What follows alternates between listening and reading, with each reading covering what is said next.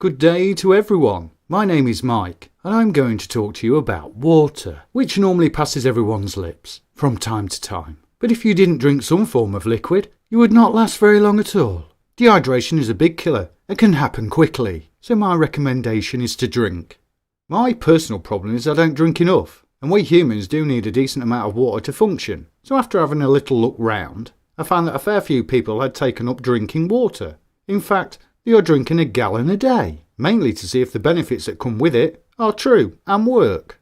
And me being me, thought, okay, I can do this 1 gallon challenge. It sounds so easy. How wrong could I be?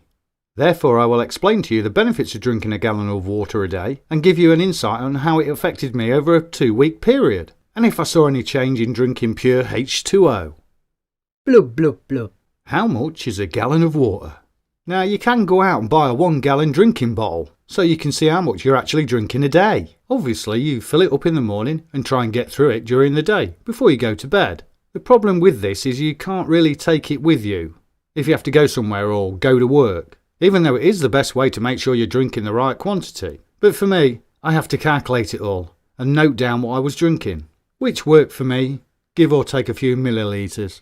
The easiest way for me was to calculate it first in pints, as 8 pints of water is the same as a gallon, so that was my way of working it out. And now and again I like a good drink, so I have a fair few pint glasses in the house, but then again if I'd had 8 pints of happy drink, I would have probably passed out. If you work in millilitres or litres, then you would need 2 bottles of 2 litres and 1 bottle of 1.5 litres to know how much a gallon is. But I wouldn't recommend drinking a gallon of soda every day. It might have adverse effects on your health. So to conclude, 1 gallon is 8 pints, or 4.5 litres, which is the UK metric. The US is 3.7 litres, which means what is a real gallon measurement? Oh, and if you work in ounces, that's gonna be 128 to 160, depending again where you come from. It's getting a little confusing, but I just want to drink the water and not weigh it. For the purpose of me, I will work my measurements out by the UK X Factor, and there will be no singing involved.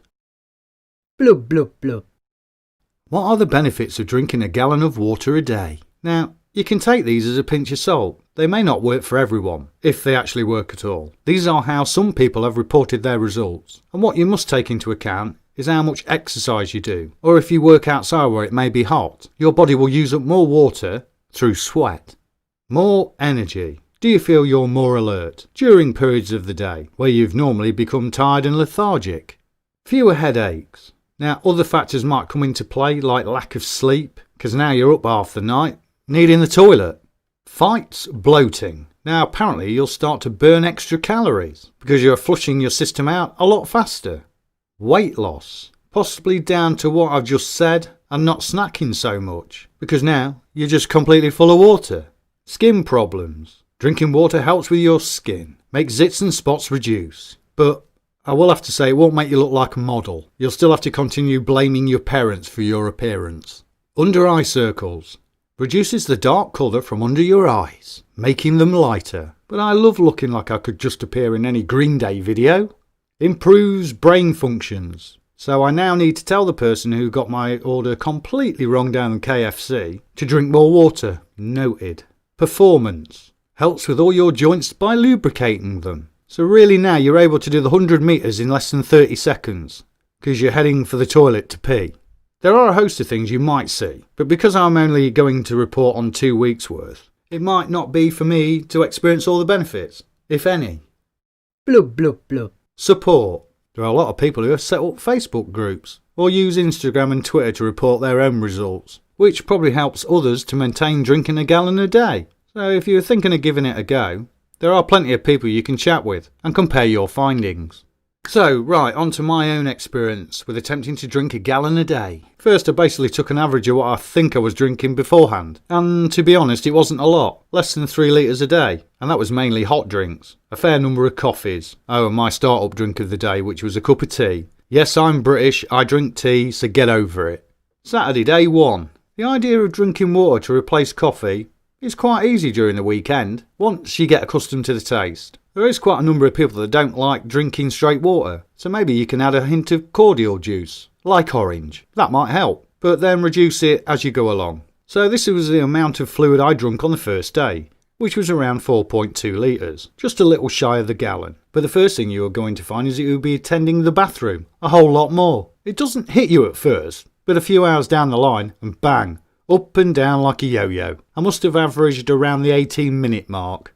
Sunday, day 2. Due to other things that were happening on this day, my intake was slightly reduced, around the normal level a male should drink on a daily basis. And I was starting to feel like a water balloon, and that's not fun. I did feel like I had a bit more energy, but what I wasn't taking into account was the amount of water that I was also consuming in food. And I did have a good Sunday roast, which included everything and lots of gravy. Day 3 to 7, this now is the period when I had to go to work. So my intake dropped. The main issue is that I can't be always going to the toilet every 18 minutes, which did happen at the start. Due to every morning I was still having a cup of tea followed by a pint of water. So by the time I got to work, the waterworks kicked in. So I had to reduce my intake during working times. I was consuming more than I usually do, but nowhere near where I should be. And I am being honest about this. You know, some people don't actually say if they've achieved the daily amount or not. But for me, it's just a case of, well, you know, I'm trying to get there. I did have meetings during the week, and you can't rush off to the toilet every 18 minutes. If the meeting lasted an hour, or people would just remark, "Hey, you got a problem?" So I had to control that a little. So by the time I got home, I would probably have consumed about half, and I didn't want to drink any more, at least an hour and a half before I normally retire to bed, or I'll be up half the night. Fitting it in was a major stumbling block while having to go to work. It might be the same for you, unless you sit at home all day in your underwear. Friday was better, and that was down to the main factor of not getting up for work the following day. But overall, I think the working week water intake was good, from my point of view. Saturday, day 8. Again, a few other things started to get in the way, and I couldn't always focus entirely on drinking water. But the results for Saturday were very close, and I was starting to nearly get to a daily goal. But when you also have to go out and do things, you have to take that into consideration, that where you might be going, there may not be a toilet to use. Sunday, day 9. I didn't go anywhere. I basically stayed in the whole day. And guess what? I achieved the goal. I drunk my way to the top. But still, I'm going to the toilet a lot. And for any other benefits, not really. I occasionally get a headache, so can't judge on that. I do feel like I have more energy. But the one thing I must admit, I'm not eating as much rubbish. So that is a slight benefit. Day 10 to 14.